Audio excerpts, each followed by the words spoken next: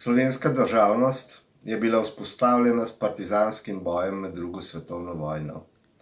Povojne socialistične oblasti so jo nadgrajevale v federativni Jugoslaviji.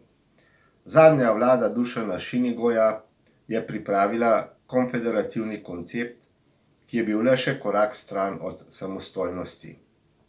Samostojnost je izvedla večstrankarska Demosova vlada. V 10-dnevni vojni za Slovenijo, ki je dobila mnoga imena, od strokovnih, kot je Mini War, do posmehljivih, kot je operetna vojna, je Slovenija zmagala.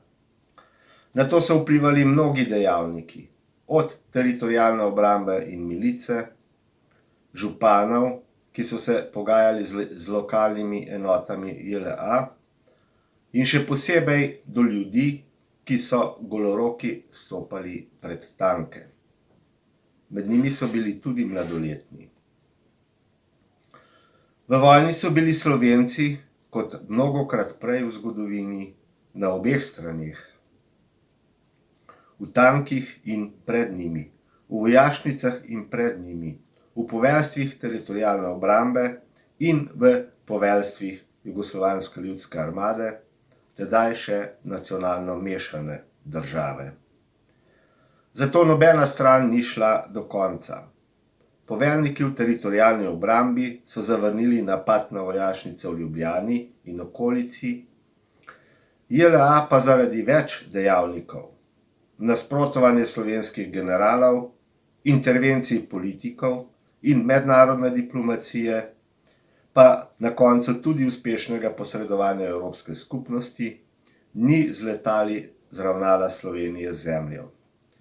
10-dnevna vojna se je tako izšla srečno. Slovenska politika je, sicer s stisnjenimi zobmi, na koncu sprejela tako imenovano Brionsko deklaracijo, ki je za 3 mesece zamrznila osamosvojitev in ji omogočila neodvisnost. V 90-ih, pa tudi kasneje, vse do danes, se obljubljene sanje o Sloveniji kot balkanski Švici niso uresničile. Nasprotno. Če prebirate, kaj so stranke leta 1990 navajale kot razlog, da moramo iz Jugoslavije, je skoraj dobesedno tako, kot bi prebirali današnje časopise ali poslušali poročila. A naj vas to ne zavede. Klavrna podoba sedanje države in dejstvo, da so jo tako imenovani osamosvojitelji zavozili, nam ne sme zamegliti pogleda na bistveno.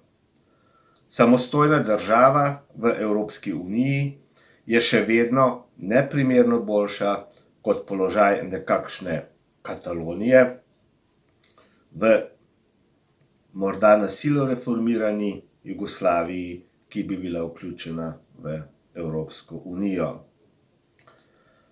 Na generaciji, ki je odrasla v samostojni državi, je, da iz lupine, ki je ostala, naredi spodobno državo. Več pa v posebni številki mladine.